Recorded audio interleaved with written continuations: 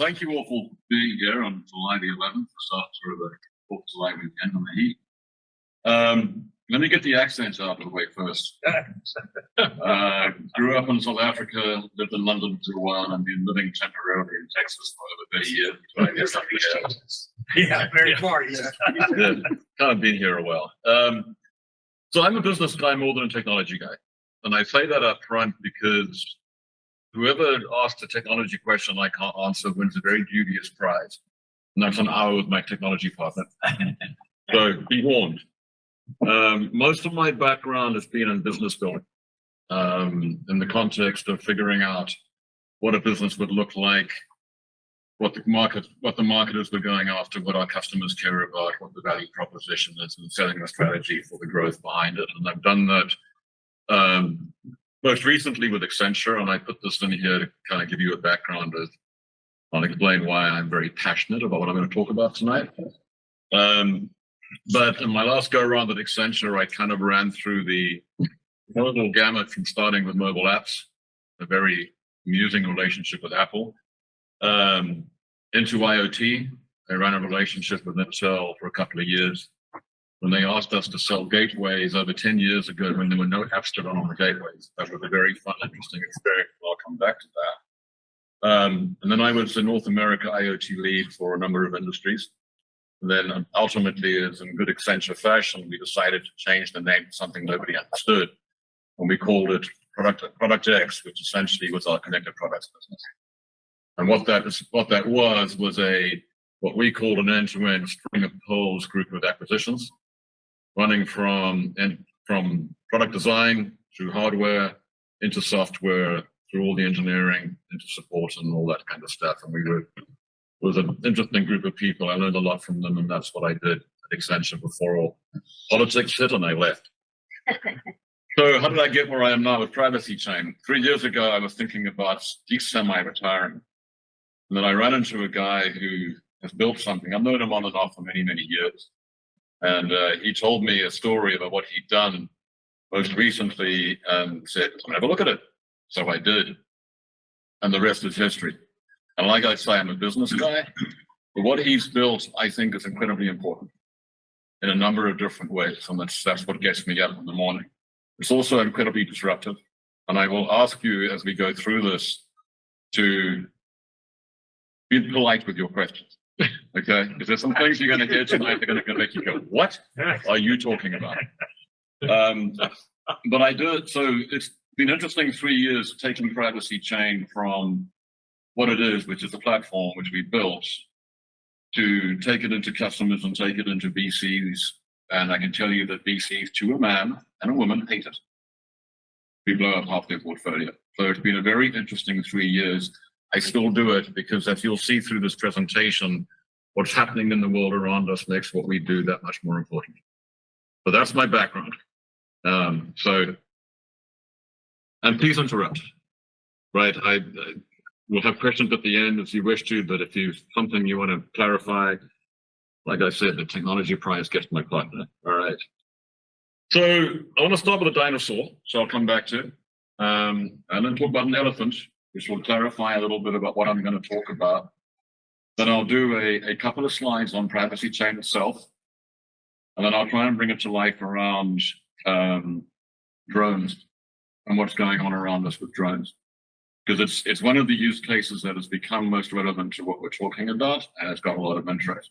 But I'll come back and try and bring this to life in the context of what people are particularly worried about with drones and, frankly, all autonomous equipment. I hope to provoke you, not physically, right? But at least mentally, I hope to get some questions back out of this and some, what they've been talking about. But I hope also to give you some thoughts and ideas about what's possible when you think about data in a very, very different way. And like I said, I'm not going to go deep technically. I'll go as far as I need to or as I can in the context of particular questions. But I want to focus on what it is and what it really means. So with that, let's go to the dinosaur. Let me preface this. Like I said, 10 plus years ago, Intel came to Accenture and said, we've got an IoT practice. We have gateways. You should sell our gateways. I'm like, Our good strategy people said, yes, we'll do that. There was no market for gateways. So it was an interesting experience, but one particular thing that we did do, there was a little company that's kind of, I can't mention too much these days, they do a lot of work with the military. They had done a piece of work on an oil well, an oil pump that blew up. And they took the data and they ran it, ran a model. And essentially what they did was that they said, it blew up. Why did it blow up? It vibrated. Why did it vibrate? Because the motor was running rough. Why did the motor run rough? Well, there was no oil. And they built this model essentially of what could cause this pump to blow up. And they had 2 data points, vibration and power. And they ran this thing on a gateway. And basically what it proved, running on a gateway, is that the oil operator, the well operator, would have had at least 4 days warning by monitoring the vibration, by monitoring the oil pressure, I think it was. They would have had 4 days warning before the thing blew up to do something about it. And they weren't monitoring the vibration, they were monitoring the oil pressure. So the ability to actually do analysis and intelligence on a gateway on the oil field just blew my mind, right? Because it kind of brought me to this conclusion, and I've lived it for 10 years. Centralized storage of dumb data makes no sense to me. This is a distributed world. Look at the devices in this room. Look at all the IoT devices we work with every day. Look at smart vehicles, look at drones. There is more processing power in an hour's worth of iPhones than there is in a supercomputer, right? And yet what we do is we put all the data in and put it in a central location, and it's dumb. We build all this very expensive infrastructure around it. We strip out the metadata. Well, how dumb is that? Now we got to figure out how to find it all and build infrastructure. It's a really dumb thing. So I have lived this for 10 years, and I believe it for 10 years. And I told my Accenture Cloud guys at length about this, and they don't like me for it, but this is what I believe. And I still believe it, and I believe it even more every day. Because it's true. It is true. Yes, thank you. I've been saying it for decades. Yeah, well, good. I got a reaction there. I was looking for a good reaction and got one. So we're an alternative. What these guys have built is a distributed data management system that is designed to store, manage, secure data across all of these devices. And I'll get into how it works, at least to a high level. But it's an alternative. If you're running a data center, you use Oracle RDBMS, or you use Mongo, or you use, and a good friend of mine runs a Mongo partner, and we have long conversations over virtual drinks about what this all means.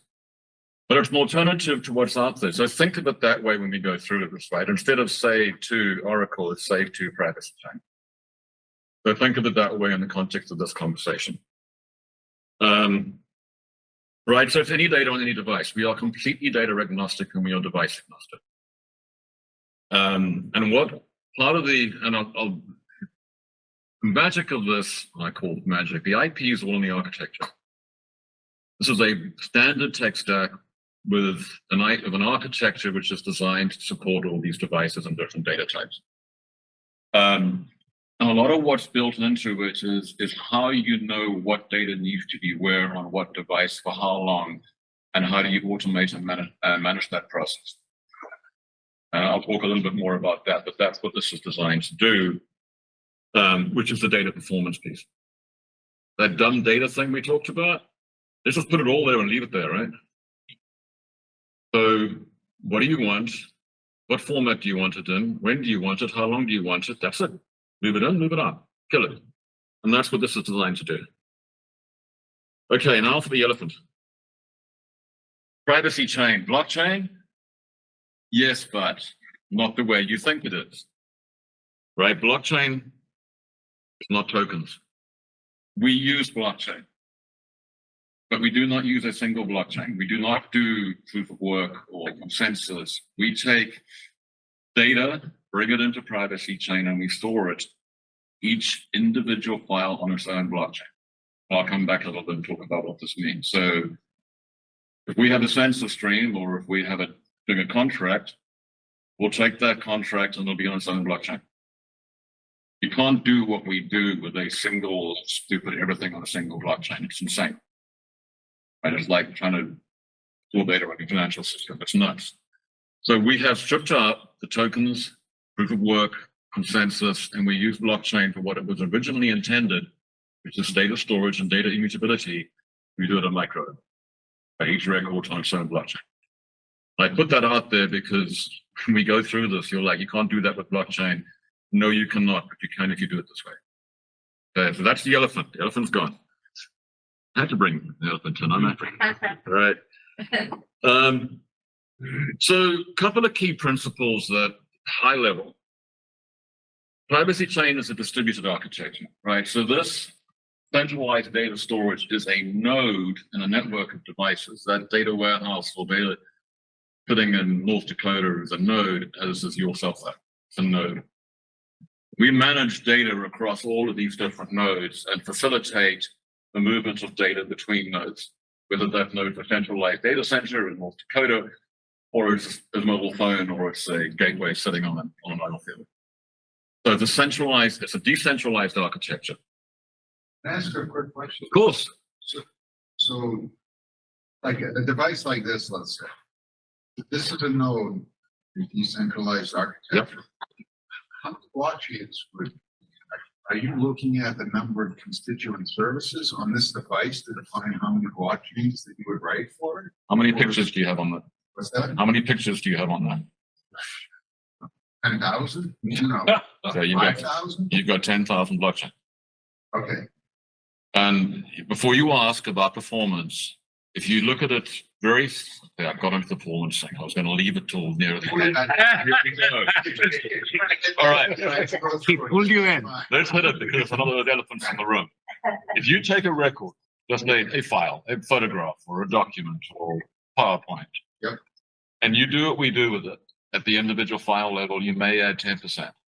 However, because of the way we manage those managed files, and I'll come back to it, you're going to have a whole lot less files. Yeah. Okay. Particularly when you're looking across devices. But I'm storing stuff that today is on a cloud is now on your device. It's on his device. You've got tremendous advantages in performance for a number of reasons. One is I'm using storage that's currently unavailable. Two is there aren't copies. When you take that photograph and send it to us today, we all have our own. Nope. You're giving us access to your photograph, right? And if you need to clone it for performance reasons, it clones automatically based on demand. And maybe he's got a copy. He's in Houston and you're in Dallas. So you're dynamically managing the number of clones you need of a single file and moving it to whatever device you need to move. All of that is built into the rules that runs the system. I'm going to let you continue because I've got like 3 or 4 questions. But please continue. Okay, well, let's keep going. So this is good. I mean, like I said, I got a reaction. I got a what the shit are you talking about? Okay, good. Well, I'm just trying to get a sense of scale. Well, when you think about it in the context of single file, you're adding a little bit because you're putting a blockchain around it and you're keeping the metadata together. I'll come back to that in a moment. Okay. But when you look about dynamically managing where data needs to be, you're saving a ton of space. Depending on how many copies you make of the data. That was my which is a rule. Yeah. Right? How many you're configuring n+1. Okay. We'll come back to it, but you can set a rule that I want a minimum of 5. Yeah. And if you need extra because it's something everyone's after, you can do it to meet demand. And when the demands die down, delete it. Those are all rules that you can pre-configure. That's how you manage performance, right? Do you actually have copies or you just have hashes pointing to a link? Nope, just forget about hashes. This is No actually hashes. the clone. Yeah, So it's forget actually all a of that. copy of the picture. It's Call it a clone. It's n+1. Because they stay in sync. Yeah. Right? I'm not giving you a copy that you can edit and he can't. And then when you get a clone, if the rules are set up in such that you two are still syncing, when you edit, he edits. Okay. Or rather, he gets the output of my edit, is what you're saying. As long as it's authorized and you haven't messed up the file, then yeah, you can. This is where the data ownership comes in. It's his file, he decides. A, whether you can edit it, and B, whether you want to take your edit to the file. So that's how it works. Okay. But you will know about it. So all data, any devices anywhere, don't care. Here's one of the key things about it. We want to put data in place. Right? A lot of data should be where it's, going back to your point about centralized data makes no sense. Why move it if you don't need to? Why move a bunch of data off a traffic light into some cloud thing where it doesn't need to go? Nothing to tell. So there's a lot of principles about going back to data, the right data in the right place at the right time, for as long as you need it. And that for as long as you need it is a bit of a different thing, because that's not what's there today. In a universe of devices, and I'll come back to interoperability in a moment. Oh, I don't have to, it's right here. The way that we do this, right, if we bring data in from a system, let's say it's the system on an IOL or it's the system on a drone, I don't really care. We build a connector that allows us to understand the formatting of the data. Once we bring that data in, it's stored in a format that allows it to be repurposed for any other connected system. There's no ETL, right? There's no point-to-point connection. There's no point-to-point translation. It is essentially, if you think about it from an interoperability standpoint, this is a middleware that allows data in from one system to be automatically available to any other connected system, subject to all the controls about authorization, right? So a lot of the stuff going on in places like healthcare and figuring out how to take data from different systems goes away with this. Once it's in, connect to any other system you've got. Talked about the performance management. The performance management is essentially self-regulating because demand says how many clones do I need, whether I have to create clones or delete clones. Self-aware intelligent data is critical to this. We store that record with its metadata. So if I take that stream of the drone, I know exactly where it came from. I know the device. I know the CPU number. I know everything about is stored with the metadata. With the record itself. Yes. So this is going to be a pretty basic question probably, but it'll help me, I think. If he wanted to share his 10,000 photographs with everybody in this room, the first step would be for him to give those 10,000 photographs to you so you could store them in your architecture and make them available? Is that? He's going to put PrivacyChain on his phone. What's that? He's going to put it on his phone. PrivacyChain. Okay, so he was put the privacy. You drop an agent onto his phone so that Okay. we can take the photographs and store them. So instead of having a file storage system on the phone where it's stored today, you're replacing that file storage system with PrivacyChain. So now the documents are stored, the photos stored within PrivacyChain Physically on the phone. on the phone. It's a mediation layer that controls access to all people. You've got to control So what he then does is because he's the owner, right? The PrivacyChain interface or the app that we don't build, because we're a data platform, the app that allows him then to say, here are all my files and here's where I want to, here are the controls that I want. I want them all to be available to everyone. I don't want these 100 to be available to my girlfriend or my wife, right? But you have that level of control. Now I want to share them with Andy. Andy, I'm inviting you to see my files. Andy signs up, Andy gets the email and establishes a PrivacyChain account. He doesn't have to download PrivacyChain, but that allows us, he creates a profile within PrivacyChain that allows us, when Andy says, I want to see this picture, to say, hi, Andy, do you have the relevant authority? Oh, yes, you've got it. You can see the picture. No, you can't download it. So the agent is what serializes the objects on my phone, right? And that's what the middleware uses to route the data or the connection. The middle, so the routing is completely outside of what we do, right? Nothing changes outside of the data layer. So what's happening is that all you're doing, instead of saying save photograph to X, you're saying save photograph to PrivacyChain. Now you have the authority through some interface, which God help us, don't ask us to build, right? Not our game. That allows you to control and say, what are the rules associated with my photographs? This will become clearer on the drone example. I know I'm talking a lot. So, So- I'll let Sounds you good. continue. But And I feel a little bad because you explained this to me once already, and obviously it didn't sink in. Andy, I've had some very, very intelligent conversations with intelligent people at least 6 times before this stuff. Look, you're kind of forgetting everything you know about data, right, to a large degree, and that's part of it. Yes. Yeah, question. So you're talking about immutable data, I'm talking about like a photograph, like one that the data that does not change. no, not at all. Oh, if the data that's cloned changes at the source, you have to update all of the clones. Which happens automatically because they are on syncs to the blockchain. And so because they're blockchain, one of the things that blockchain gives us is the ability to synchronize. So you take that, Steve, right? Yeah, Yes. so just about read you from here. So Steve takes a photograph and gives it to Andy and said, "Hey, take a look at it and edit it. And let me give you a clone of that file." And the authorization allows Andy to actually edit the photograph. So that edit becomes a new block on the blockchain that contains, right, that particular photograph. Now his blockchain, let's say there's two clones. Your clone's now being updated. 2 clones sync. Steve's clone says, let me see that I see that there's been an edit. Is it an authorized edit? Yes, Andy's an authorized editor for our update. No, he's not an authorized editor. Alarm alert, do whatever you want. The synchronization is not automatic because what the synchronization will do will actually check that the change is valid. But yes, one of the, without going too deep into the weird mindset of my co-founder, who's an amazing human being, very interesting guy. Data is a process. I mean, you've hit the really key point. Data is never ever static. Photograph changes, right? A sensor stream changes. So you've got to be able to build a system that allows you to understand, track that, and create, to your word, an immutable history of everything that's happening, which is what we're doing at a micro level.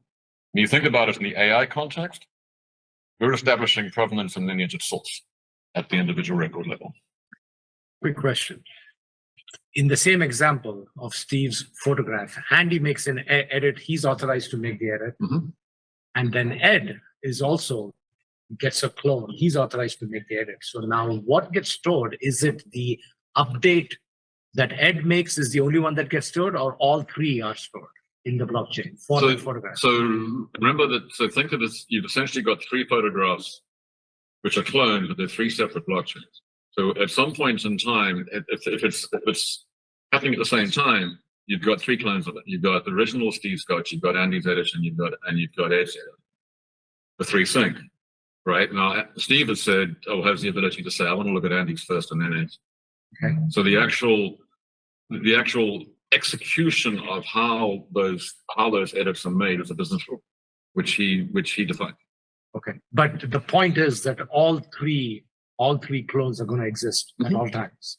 Yes. It's not like the most recent one that kind of blows away the previous version. No, you've got an immutable history. Remember, it's a new block on the blockchain, right? Got it, okay. So when it comes back to the all sync up, and they're all now the same again, you've got 3 separate clones, each with the same history, right? Because you've just synced and said, okay, now. I guess what is throwing me off is you saying synced up.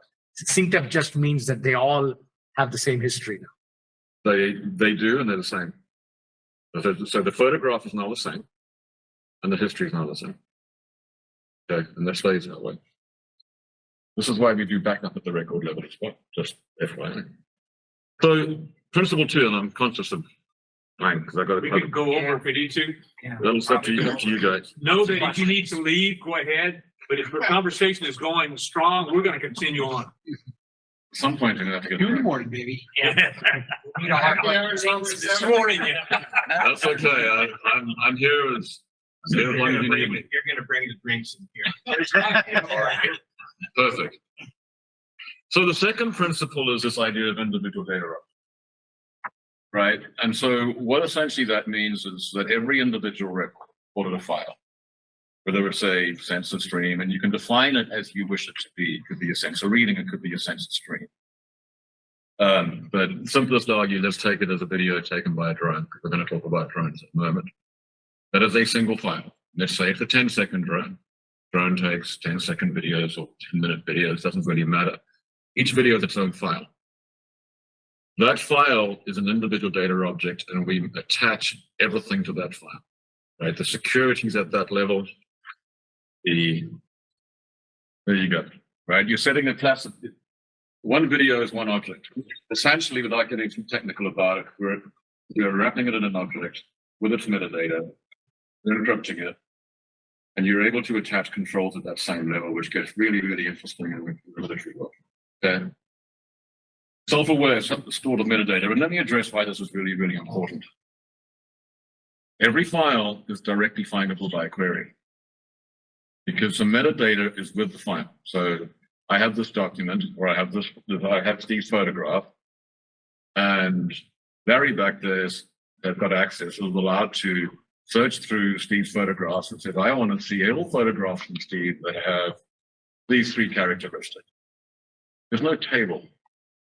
There's no hierarchy, right? Because all of those photographs, and leave the security piece out for a second, has exposed the metadata associated with it. So each of those photographs has where, when, device, whatever it might be, right? Raining or not raining, whatever is available is captured.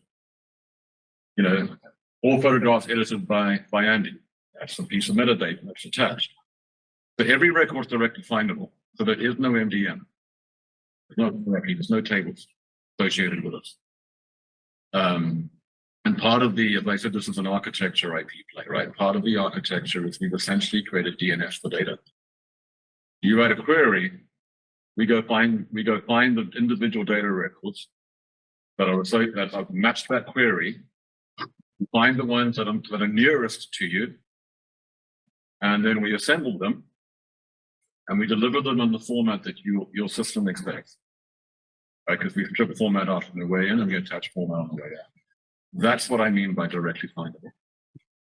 Can you query on elements inside the picture, like an apple, an orange, or a vehicle, or a bike? If that information is available in the metadata, yes. Yeah, and this is where, if you're using a software that allows you to identify, so let's say you use a separate software application that says identify the things and make them available as metadata, then yes, we can do that. We're not going to do the identification within the platform. Right? All we're doing is storing the data, and you're telling us what to do with it. So if you want us to recognize that there's an apple on that picture, you've got to tell me there's an apple on that picture. Okay, so it's an application running outside that says, here's the picture, and here are the 9 components of that picture. That is now metadata, and now you can search them. Yeah, I can see major uses, especially with image processing. That's what I'm hoping comes out of this. Yeah. Part of what I come out of this. So to clarify, you're only managing account information for the app and directory information of the objects, correct? Explain account information for me. You've got to be able to log into your systems. You're managing a certain amount of OANF, right? A user account information, et cetera. And you said you're also doing some type of DNS/directory. Yeah, so what we're managing within the platform is data, right? But you have you are a profile, right? You are your own data object. So that allows me to match and you establish your own privileges or you know, somebody else. But you still got to keep a directory of what's that. It's an input, right? So the directory of where things are is essentially getting more technical than I want to. It's a bit of abstract object. Right, that acts as though they were DNS. So, hi, this is our metadata attached to this, attached to that. Look, we call it lookup objects, and it runs in the same way as DNS. The agent publishes that, right? It's available. I mean, yes, you can. You should be able to extract that if you have any reason to do so. Right, but it exists within the platform that here are all the lookup objects, and they know where everything is. Okay. You're about to win the Chris Prize. Be careful. Who's Chris? My co-founder. So directly findable is key. The provenance and lineage thing, this has become very, very, very, very important, particularly with AI, that you and I have talked a lot. Cloned, backed up, many clones as you think you need as a business rule. Uniquely encrypted, uniquely controlled access use. Who can see it? Who can download it? Who can copy it? Self-learning monitoring, really interesting as well. You can basically say to let's take a sensor string, let's take the heat sensor on a drone. You can set rules that say normalize, so calculate median, calculate standard deviation, monitor and alert whenever there's a reading of all the two standard deviations at the data level or at the aggregated data level. So you have the ability to build analytics on the remote device into the data layer itself. Going back to that example. Sorry, is there a question? It's interesting. Yeah, it is interesting. Why I do this? I'm too old to be doing this shit. But so here are the implications. Well, I'm stating the obvious, right? I'm probably missing half of these things. Why hasn't that come through? Slow. There it goes. Okay. I mean, this is an IoT group. You understand the implications as well as I do. You've got local data, you've got uptime security on your devices. And I do know from talking to folks in the oil industry that one of the reasons IoT has been slow to be adopted is the lack of security, right? Both on devices, but in transmission. Because the security and the control remain with the object even when it's moved from the device to somewhere else. Everything stays with that record. So when you send that record off an agricultural piece of equipment, some gateway or some server on the farm, the security goes with it. This becomes very interesting when it comes to drones because the transmission may be hacked, the data is still safe. Right, so you've got the ability to control data deviation. Provenance of source, which is kind of key in certain use cases and lineage. Like, as I said, there's so much stuff we can do on the devices that are out there, and you know this better than I do. A lot of processing power we're not using, and there's a lot of networking we're not using because the data's not there. So this is, like, let me start it on Web3, because Web3 is being bastardized by people who think about tokens. Web3 is three things. It's local processing, it's network devices, and it's local data. That's it. That's what Web3 is. You get all the tokens and BS, but that essentially what it is, the data layer for that. You brought up an interesting, I mean, in the example of Steve's photographs, there is no movement of the data. It is him just giving others access to it. But here he talked about something where the data is being moved off of a piece of agricultural equipment to somewhere else. So it's a different variation. It's a variation, yeah. Okay. It's a good point because if you think about it today, once the device is left, once the file's left the device, you've lost the security of the device, and now it's subject to the security of the transmission. Right. We're keeping the security in it together. That data object on its blockchain moves. So the same thing could happen to his photographs as well, right? Yes. If he wanted to. Absolutely. Okay. And if it makes sense, and this is a long story, which I'll only talk about when I've been drinking, is we spent a year trying to break into the content market, the creator market. We were very, very anti-NFTs, non-fungible token, which I'm sure most of you have heard about. Because a non-fungible token, and if any of you are NFT owners here, I apologize. It's too late. But it made no sense. Essentially, what an NFT was, it was a receipt for a piece of art. So you had a market in the receipts, and the art was still nowhere, right? There was no value to the intrinsic art. So if we can secure the art, we can create essentially the digital equivalent of Wang Chang's art. The one there's only one in the world. We can create the digital equivalent of that. This file is locked up. Anyway, I don't know what I'm into that. But yeah, the whole idea of being able to move stuff around and the control the number and all that, yeah, it stays there. Okay. I can talk about drones, but everything I talk about, although I'm going to talk about drones, applies to any equipment. Right? This is not a drone specific solution. This is a distributed equipment solution that can go anywhere. Okay, let's talk about drones. This was yesterday's headline. Right, this is not specifically about drones, but it's the same basic issue. We have weapon systems in Ukraine that are being pulled out because they're not resistant to cyber warfare.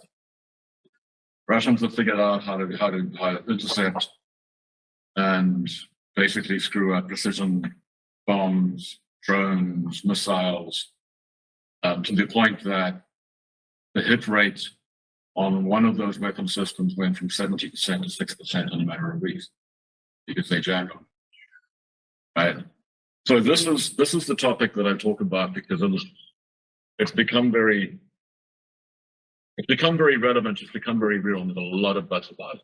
So I'm going to use the drone situation. It's not just military.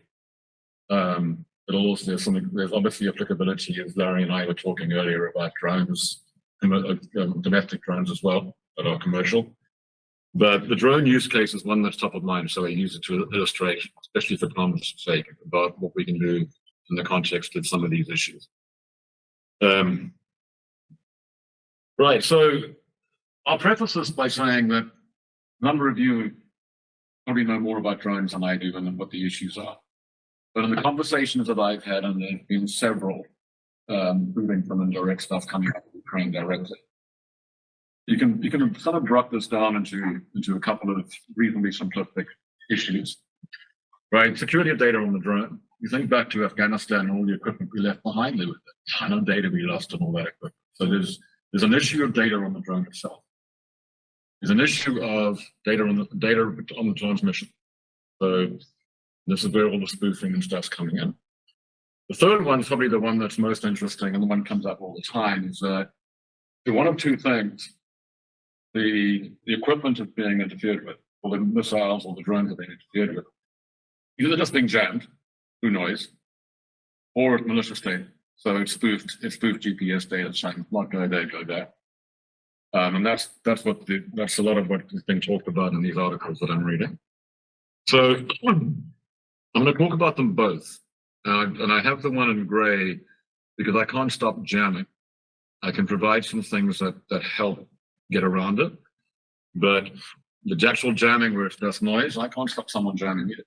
But we can help you figure out a way to get around it. And then specifically around privacy and data, that's not a military problem. Well, that is not a military problem as much as it's a local problem. Certainly a police problem in California, right? With all the drones that they've got running around, and there's a lot of issues, a lot of people complaining about privacy and all that kind of stuff. So I'll talk about all of these. Real quick. Yeah. Security of data stored on the drone. What if the drone gets fried? Right. Define fried.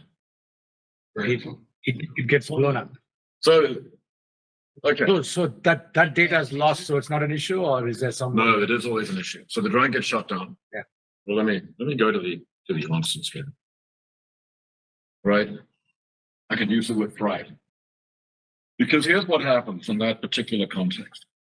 So there's a lot of people working around hardware and wiping and all the stuff around protecting hardware and the applications and the networks. All perimeter stuff, right? And with the best will in the world, and if you just don't get me started on cybersecurity either, just general cybersecurity. But if that drone is compromised and bad guys have enough time with it, they'll break into it. And once they do, the data today is compromised. We'll still protect you because each individual file is separately encrypted to whatever level of encryption you need with its own unique key. You have to individually decrypt. Let's say it's 1024-bit encryption, or whatever encryption whatever standard encryption, we're not an encryption company. You've got to figure out how you have to unencrypt or decrypt every single individual file. Right? So you've got this behind the perimeter security that works on the drone. That level of security remains with each file as it's transmitted. So the two things the top two things are specifically something happens to the drone or the transmission's intercepted, we're still protecting the data. And the difference is, right, the difference is that every single individual file is protected uniquely. And you can define file as a 3-second bit of a video, you can define file as a 20-minute video, it doesn't really matter for you. But you've essentially made the job of the hacker or the bad person impossible to achieve. Right. So you're talking about the case where the drone falls into the bad guy's hands. What about the case where the drone is destroyed by a strike? So it burns up. I guess what I'm really getting at is there a notion of a backup somewhere for the data? Oh, absolutely. Right. Yes. Again, it's a business rule. Do you want to transmit data as it's generated by the drone? Do you want to keep it? So that is a business rule that I mean, you could essentially write a rule that says transmit it and delete on the drone. Okay. So it's again, a lot of what drives the architecture of this or the setup of this is a business rule. And that's, so yes, you can do that. Right, the third thing, there's examples of all of this as to how this works, okay? But we can identify malicious data before it gets on the drone. I'll explain how in a moment, because one of the things that we're most excited about is we've stopped the bad guys getting hold of our stuff and then taking it over. The access to data and record of access data is the privacy thing. Every video that's taken by the police department over California, we know exactly who's seen it and when, right? So as Joe Public or Jill Public can say, I want to know what happened to that video that you flew over my house. Police department can say, here it is, and I need this person saw it, and this is why they saw it. You've got the ability to, you got the provenance, and you've got the immutability of the history of the image happened to it. And the final one, again, I have it in gray because it doesn't prevent jamming, but what we're able to do within PrivacyChain on the drone is dynamically handle different file formats. But if it made sense and it was able to be done, switch from GPS to LiDAR to guide it, we can support that in real time. Because all we need to do is know the file system, the formats, and the rules apply of security and control, whether it's LiDAR or the GPS, that we can switch from formats. And that's the only real way we can combat this. But it's something we can do. Question. There's Yes. going to be a bit of overhead due to the encryption. This encryption and decryption take some amount of real time. Yeah, look, we haven't validated. I mean, yes, depending on the level of encryption, we haven't validated and run this, and I'll come back to where we are. But The one thing that you're doing that I don't see most people doing is that most people do single key encryption on a file store, and you're doing per file encryption. Yes. You see, that's not common by the way. We've not found anybody else doing it. I said I don't know anybody else Yeah. readily doing that. Yeah. We've not, and I don't want to go into a sidebar because of time, but very, very, oh gosh, I'm way over time. Okay, I'll come back to that. Let's talk about that later. So we're on the drone, data generated or whether it's generated by the drone or sent to the drone or whatever is stored on PrivacyChain in the drone. And I talked about all the encryption and stuff. So let's talk about this. I've talked about it, right? This is the simple use case. So the data is compromised. I mean, the drone is compromised, it's shut down or fried, use that term. But it falls into enemy hands or bad hands. We're still protecting the data. And we're still protecting it in transmission. Sorry, I'm in the right of the screen. Right, so that's essentially what this is explaining, what we talked about this. Data remains protected even when the equipment is compromised and the equipment is hacked. That's one of the interesting things, right? Because what you can do on the drone is you can classify different types of data with different levels of security and control. And as an example, what you've got here is you've got critical systems, tactical systems, strategic systems. Critical systems are the things you absolutely cannot have.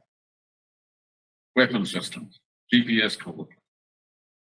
Right, and you can set the level of control that basically says the only valid data for these systems comes when the thing is on the ground, attached to a device through a cord, at these GPS local coordinates. And or if you want to do it, it's during flight or during mission, it only come from this individual, these GPS coordinates from this identified CPU, etc., etc., etc. So what this basically means is that you have very, very, very tight granular controls that say only data from this very specific source is valid and should be accepted. And this comes back to how we identify stuff that doesn't fit. Right? Tactical systems are less important, but let's say it's drone swarms. We've all heard about drone swarms, right? Military's been talking about them for years, but the ability to actually manage data between drones, so line of sight, that kind of stuff. That is not as, that's, you're allowing an additional level of access or additional level of communication for that particular type of information, whatever it might be. And obviously strategic, maybe it's for weather. But again, you can classify different types of data on a drone to the granularity, to your heart's content, and you can set the controls in terms of where it can come from, what are the requirements associated with data coming with that type at any level. What that then means is when the thing is out there and you've set up let's say you set the GPS coordinates of the weapon system up as a classified or a critical system. But you got these, they can only come from one of two things, that the attached cord on the ground or from this particular GPS coordinate, individual CPU, et cetera, et cetera. Some guy gets in and hacks into the transmission system and sends a bunch of GPS data. We pick it up, we receive it, and we evaluate it against those criteria. If the criteria are met, yes, this GPS coordinate, this CPU number, this individual, let it know. If it doesn't, we reject it. So the bad guy sending data have to know what the CPU number is from the point that is being from the pre-defined CPU number that is being identified as the only CPU from which data can be accepted. You're able to identify before the data gets into the drone, this is malicious data, doesn't meet the requirements that are being set, reject. That makes sense. Yes, it does. But if you've got drones that are flying in a grid, and let's say it's dispersed over 5 mile density, say it's 6 drones over 5 miles, and drone on the far east picks up some malicious activity from a bad actor. All these drones are networked.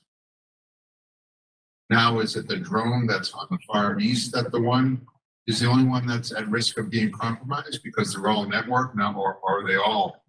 So they're all protecting each other because each of them are protected, right? Each of them have the same set of rules that say GPS coordinates can only come from this location, the CPU. They can go somewhere. But whether it's the drone on the east or the west side, wherever that malicious data is coming in, we're rejecting it at point of entry into that swarm. Okay, so basically, either they're all protected or they're all not.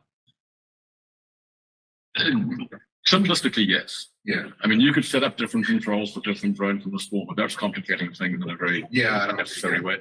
But yes, if you're thinking about it in the context of a swarm of drones, all of them are protected because each one of them is protected against that data in the way. Right. So if for some reason one of the drones wasn't protected and had communication, the ability to communicate between drones, then there's a risk that if it was for some reason, compromised, you could move the data. But even then, if it's moving GPS coordinates from drone to drone, the receiving drone won't accept it. Because that is protected because it's still coming from this, it still requires a CPU number. So even if it's coming drone to drone, not going to accept it unless it's information that has been defined as being acceptable. You still should have provenance even with that, Yes. which is Yeah. one way to help combat that. Yeah. So you can filter on the emission of GPS signal. Blame that to me again. You can filter on the GPS emission. Yes. Yes. If it's a piece of data, yes. We're assuming that these current drones from the government can't do. We know they can't. They're struggling to do this. There's a whole, I don't know when you came into that article, there have been so many articles recently about they don't use our drones anymore. Yeah, there's another article today. Again, in just a time. I've talked about this. This is a jamming thing, right? This is where we can't stop the stuff being jammed and annoying, but we can help shift between data formats in order to try and combat that. This is the data privacy one, and it's not necessarily a military thing, but this is the one that comes back to the immutability and provenance. Flies over a city street, and there's some lady out in her backyard or some guy out in the backyard, I'm not distinguished here. And they complain about that drone and want to know what happened to the video and all of that stuff, but you have the immutability. You can set the controls up front that says any video from the drone can only be seen by these two officers. And so on and so on. So that's the control. But then you can say, when Joe wants your public complaint, you can say, here's the video that was taken and seen by these two people. File's absolutely not copyable or shareable or whatever, something like that, I think. It can be set up that way. That's again, it's a business rule. I have a question on controls. Are you able to set like if then rules? So like if this were to happen, like if the drone were to survey this, can more officers see this? Or like, are the controls maybe more detailed than that? Or can they be? So that's a really good question. The only reason I'm hesitating is whether you'd make that decision outside of the data layer or in the application or the data layer itself. But yes, you can do that. But that might win you the prize of my technology partner. It's a matter of where it takes place. Yeah, I mean, we were talking a little earlier about if you have the ability through an application on the drone, right, to identify a particular situation. That's a tank, or that's an apple, or that's a whatever. Then the application can, then you can push the analysis and the action onto the drone itself. Then have to bring it back to the kids. That'd be an application where you're not necessarily inherent with the Correct. system. Yeah. So it's doable, just not with this. You'd have to do it for something. Yeah, I mean, this is a data layer, right, that supports it. So it is, but essentially what we're doing is making data available, and there's a lot of stuff to go. Yeah, it's an excellent question. Yeah. So how do you power the customer up back? API? Yes, it's an API. You're coming through the PrivacyChain API. Okay, so you do have a centralized OAM of some type to serve that up. In the sense, You have to do an API. yes, okay. Yeah. Yeah, that's But one. that's only operations monitoring. Yeah, that's one for my If the co-founder. drone is Thomas. destroyed, there is no way. Other than the two operate. There is no way to get to. It's already been transmitted. Business rule. So yeah, Business rule. If it's already been transmitted. it's a business, right? It's irrespective of whether it's on the drone and transmission or back home. The rules still governing it. I'm answering the question correctly. But the point about I'm not going to go into this. Is this in detail? This entire architecture is object and distributed, right? Even the key management is distributed. There's no central point of failure. Sorry? If somebody destroys that Destroys the drone? in flight. So if you set the rule up that says you are sending the data back in real time, then you've got a backup. If you haven't transmitted it, then no, you don't have a backup. It's decentralized, right? So where it lives could be the final destination, not on board the drone. And if it's a drone, you better have a way of backing up You because probably want to transmit it. Yeah. The Actually, least it's a transmission. trustworthy source for the data, right? Like once it's there, it's Well, that comes back to the type of data and how tight you want it to be. I mean, what you can do with this stuff is, yeah, hang on, we're going to go into it because it's 7 o'clock. All right, so that's really what this is, right? Here's where we are. We built this thing. Now, I've explained to a couple of guys earlier, and I was saying earlier up front, this is kind of disruptive to a lot of different situations and different people. And drones has come up as a use case we really like. We think it's important, so we're looking for people to work with. And a couple of folks in here I'm talking to right now about getting this on a drone so I can start talking about it and fly it around the room and show you. Right, so that's where we're at. It works. It's there. We're ready to go as and when. I've not raised capital. I've stopped raising capital with VCs because it's a complete waste of time, in my opinion, with something like this. So I want to build something with somebody who's got a problem that we can solve, whether it's drones, but that's it. Enjoyed it very much. Thanks to both.